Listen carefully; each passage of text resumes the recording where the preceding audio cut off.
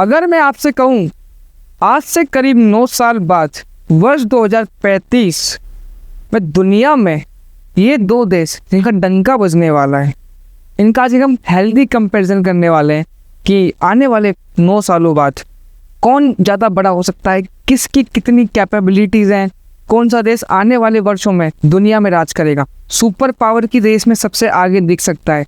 जानने का प्रयास करेंगे इस वीडियो के माध्यम से। परंतु आपसे एक विनती है, यदि चैनल पर पहली बार आए सब्सक्राइब कर लीजिएगा, क्योंकि आप काफ़ी कुछ अच्छा कंटेंट मिस कर देंगे। साथियों, आज चर्चा करेंगे अर्थव्यवस्था, सेना, टेक्नोलॉजी, जनसंख्या और वैश्विक प्रभाव के बारे में। दोनों देशों का कितना वैश्विक प्रभाव है, जनसंख्या की क्या हालत है, टेक्नोलॉजी, अर्थव्यवस्था के मामले में आने वाले वर्षों में इनकी क्या रणनीति और कैसी योजना चल रही है। सबसे पहले हम नज़र बनाएंगे कि आज की इनकी स्थिति कैसी बनी हुई है। यदि भारत की बात करें तो भारत तेज़ी से विकसित हो रहा है, टेक्नोलॉजी में भी आगे बढ़ रहा है, डिजिटल रिवॉल्यूशन का एक महत्वपूर्ण हिस्सा और एक बड़ा हिस्सा बन चुका है, तो दुनिया को रिप्रेजेंट करता है, दुनिया में डोमिनेट करने की पावर रखता है। इसके साथ साथ भारत के पास सबसे बड़ा एडवांटेज है युवा आबादी। वहीं हम एक तरफ चाइना पर नज़र बनाए तो चीन के पास सबसे बड़ी अर्थव्यवस्था है दुनिया की, जो आने वाले वर्षों में हो सकता है अमेरिका को बीट करती दिख सके।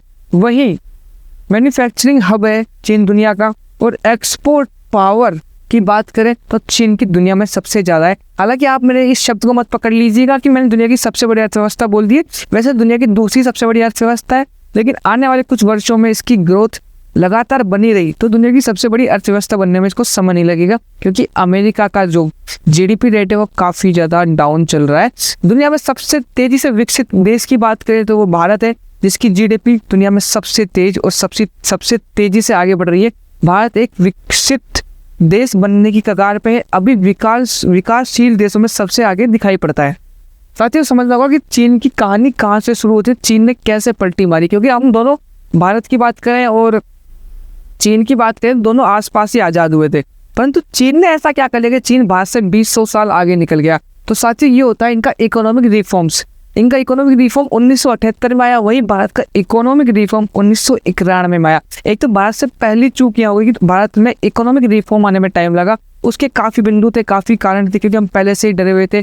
हम कितने वर्षों की गुलामी के बाद आज़ाद हुए थे, तो हमारे अंदर काफ़ी डर का माहौल था। चीन में भुखमरी थी, काफ़ी बेकार हालत थी, भारत से भी बुरी कंडीशन में था जब ये आज़ाद हुआ था।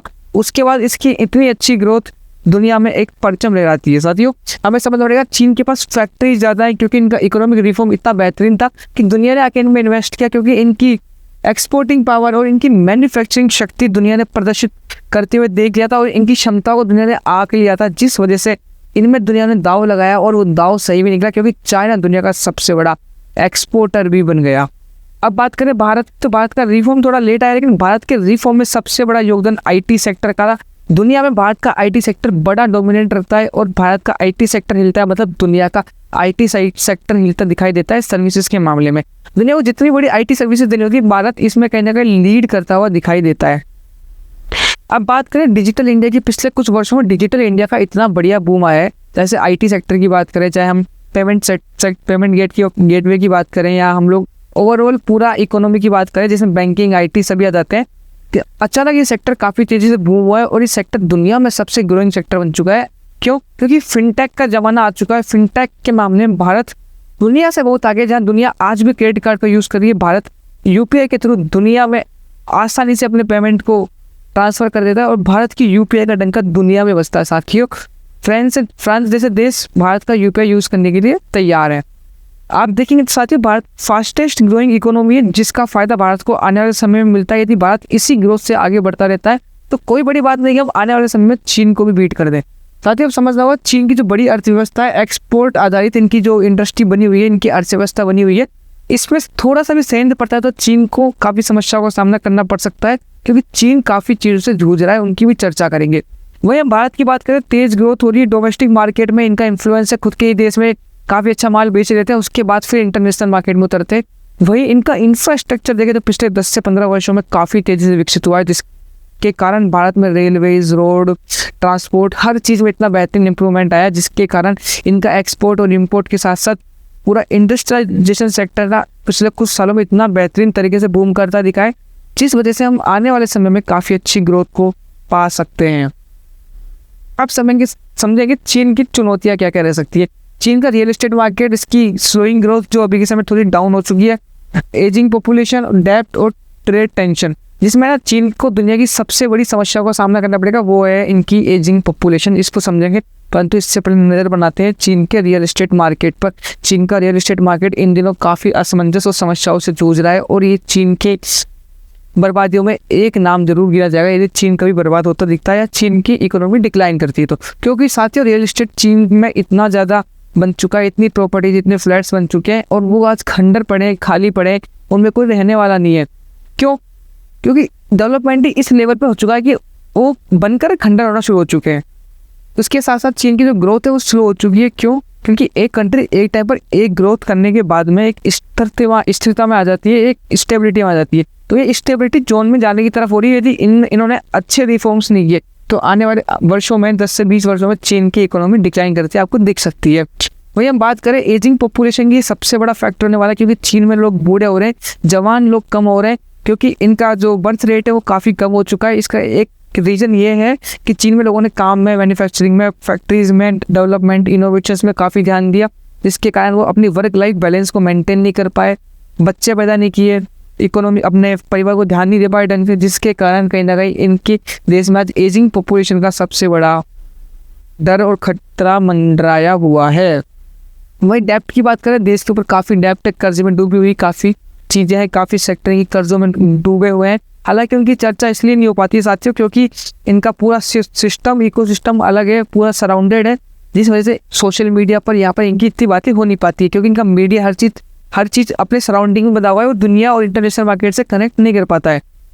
हालांकि हम बात करें इनकी ट्रेड टेंशन्स की, आने वाले भविष्य में दुनिया चाइना +1 को सपोर्ट कर रही है, जिस वजह से आने वाले समय में कुछ वर्षों में ट्रेड टेंशन्स चाइना को बढ़ने वाली है, आप देख सकते हैं। अब साथियों, हम बात करें यदि इंडिया की अपॉर्चुनिटीज़ की, कि भारत के पास कितनी अपॉर्चुनिटीज़ बनती है यदि चीन में थोड़ा सा डिक्लाइन आता है और सेंध दिखाई देता है, तो Bharat infrastructure, digital India, manufacturing, UPI, startup sector में काफ़ी आगे बढ़ चुका है। अब भारत को मैन्युफैक्चरिंग के साथ है ना काफ़ी ज़्यादा एक्सपेरिमेंट करने पड़ेंगे। जिस प्रकार सरकार ने PLI स्कीम्स निकाली हुई है, उनके हिसाब से आने वाले कुछ वर्षों में काफ़ी तेज़ी से इंडस्ट्रियलाइजेशन भारत में हुआ है, आत्मनिर्भरता बढ़ी है, लोग नौकरियों के साथ साथ अपने व्यापार पर भी फोकस करने लगे हैं, लोग नौकरी करने के साथ साथ धंधा भी स्टार्ट करना शुरू कर चुके हैं। हर घर में कुछ ना कुछ लघु उद्योग या मध्य उद्योग स्टार्ट हो चुका है, जिस वजह से कहीं ना कहीं देश में आने वाले समय में मैन्युफैक्चरिंग का इकोसिस्टम काफ़ी बेहतरीन बनने वाला है। और स्टार्टअप्स को देखकर देश में हर दिन नया स्टार्टअप खुल रहा है, काफ़ी यूनिकॉर्न्स बन रहे हैं, और UPI पेमेंट्स गेटवे जो भारत का है वो दुनिया यूज़ करना चाह रही है। तो भारत इन सेक्टर्स में काफ़ी मजबूती कर रहा है। अब आने वाले समय में आर्टिफिशियल इंटेलिजेंस जैसे सेक्टर में कूदता है, और मशीन लर्निंग के साथ साथ AI, माफ़ कीजिएगा, स्पेस टेक्नोलॉजी में उतरता है, तो आने वाले समय में भारत अपनी अच्छी विकसित ग्रोथ को बढ़ता हुआ देख पाएगा। अब हम समझेंगे साथियों कि मैन्युफैक्चरिंग बैटल चाइना का और इंडिया का क्या रहने वाला है, क्योंकि China electronics, solar, steel, EV, chemicals में दुनिया में बहुत आगे है, जहाँ दुनिया अभी सोच भी नहीं पा रही है, उस लेवल पे चाइना जी रहा है। परंतु भारत की बात करें तो Bharat mobile manufacturing, semiconductor, PLI schemes, defence और इलेक्ट्रॉनिक्स में अपनी पकड़ बना चुका है। मोबाइल में की जो असेंबली है, दुनिया में सबसे ज़्यादा मोबाइल असेंबल होकर भारत से ही जाते हैं। दुनिया के हर दूसरे मोबाइल को या पहले मोबाइल को देखोगे मेड इन इंडिया ही कहलाएगा वो। वहीं सेमीकंडक्टर में सरकार काफ़ी फोकस्ड है और प्राइवेट सेक्टर भी इस सेक्टर में आ चुके हैं, जिसके बाद ये सेक्टर काफ़ी बूमिंग पर है। सरकार की PLI स्कीम्स काफ़ी बेहतरीन रही है, काफ़ी सफल रही है, जिसके बाद नए मैन्युफैक्चरर बिना डरे सेक्टर में उतर रहे हैं और नए नए डेवलपमेंट के साथ एक अच्छा सॉल्यूशन लेके आ रहे हैं और अच्छे प्रोडक्ट्स बनाने में सक्षम हो रहे हैं।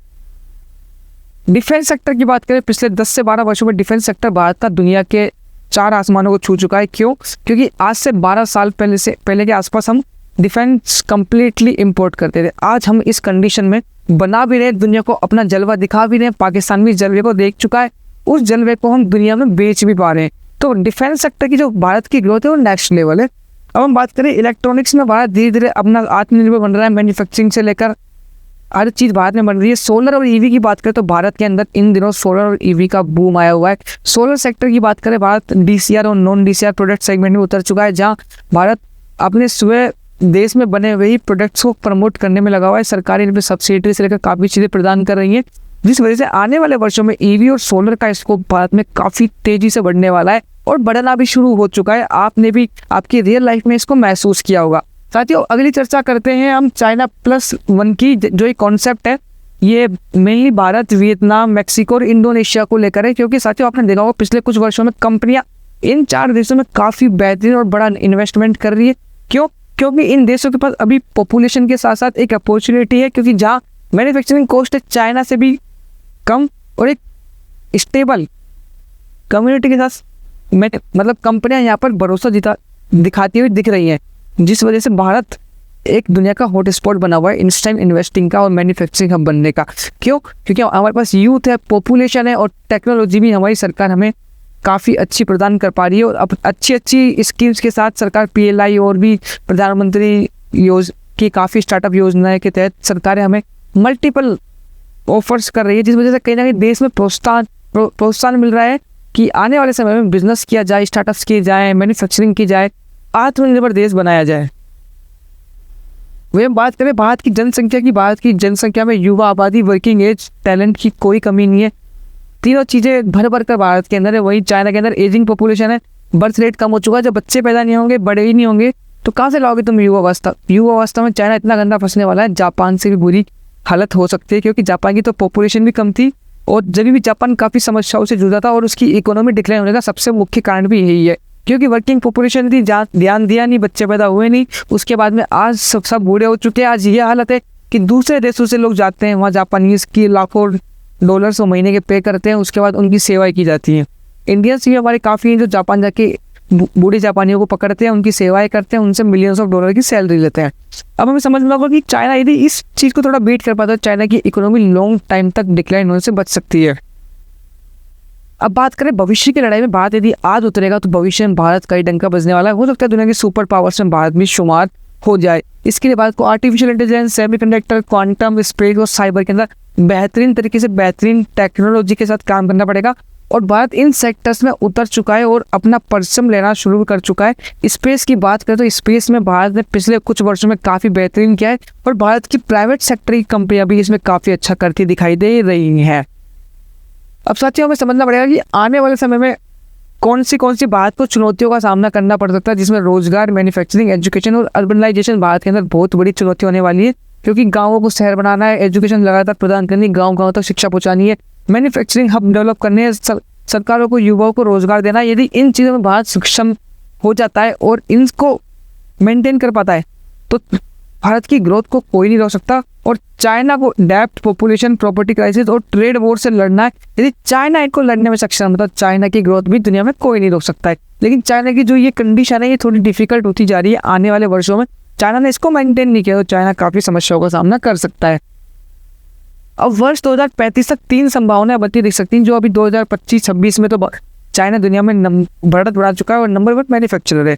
परंतु बात करें भारत जिस तेजी से बढ़ रहा है, यदि भारत इसको अंतर को कम करने में सक्षम रहता है तो भारत मैन्युफैक्चरिंग इंफ्रास्ट्रक्चर के साथ तेजी से आगे बढ़ता है, टेक्नोलॉजी को साथ लेते हुए, तो कोई बड़ी बात नहीं कि चाइना को भारत बीट कर दे। और हो भी सकता है इसके अलावा एक तीसरा सिनेरियो बनता है, संभवता बनती है कि दोनों देश एशिया की सबसे बड़ी शक्तियाँ बन जाए और एशिया और साउथ एशिया का दुनिया में राज चलता दिखे। ऐसा दुनिया में दिखाई देता है साथियों। अब हमें समझना ये होगा कि चीन की कमजोरियाँ क्या हैं और हम इनकी तुलना करें ग्रोथ की, तो भारत की ग्रोथ भी काफ़ी अच्छी है, चीन की ग्रोथ भी काफ़ी बेहतरीन है। मैन्युफैक्चरिंग की बात करें भारत थोड़ा डाउन है, चीन काफ़ी अच्छा है। पॉपुलेशन की बात करें भारत के पास स्कोप है, चीन थोड़ा डाउन पड़ रहा है। टेक्नोलॉजी में भारत थोड़ा डाउन है, चीन अब इम्प्रूव कर रहा है। मिलिट्री की बात करें भारत की मिलिट्री थोड़ी अच्छी है, ऐसा नहीं डाउन है, अच्छी है, परंतु चीन की मिलिट्री थोड़ी भारत से एडवांस है। ग्लोबल इन्फ्लुएंस की बात करें भारत सक्षम है परंतु चीन ज़्यादा सक्षम दिखाई देता है, क्योंकि दुनिया में चीन दिख रहा है कहीं ना कहीं इतनी बड़ी इकोनॉमी, दुनिया की 2nd लार्जेस्ट इकोनॉमी बन चुकी है, तो वो चीज़ है।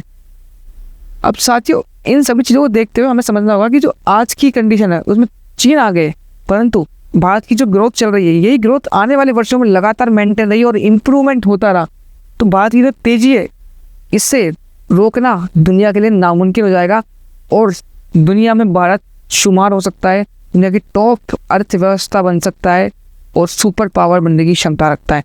साथियों अपनी राय कमेंट में साझा करें कि आने वाले 2035 में किसका साम्राज्य आगे बढ़ने वाला है और कौन सा देश होगा दुनिया की सबसे पावरफुल सुपर पावर और सबसे बड़ी शक्ति कि हम लोग अमेरिका को बीट कर पाएंगे? क्या हम लोग चाइना को बीट करने की शक्ति रखते हैं?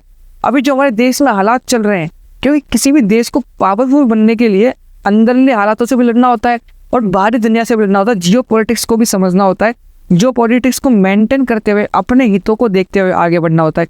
अपनी राय कमेंट में साझा करना बिल्कुल भी ना भूलें। और आप यहाँ तक ये वीडियो देख रहे हैं तो आपका धन्यवाद दिल से। नेक्स्ट वीडियो देखना चाहते हैं तो प्लीज़ सब्सक्राइब कर लीजिए। जल्द से जल्द अच्छा कंटेंट लाएंगे। नमस्कार, जय हिंद, वंदे मातरम।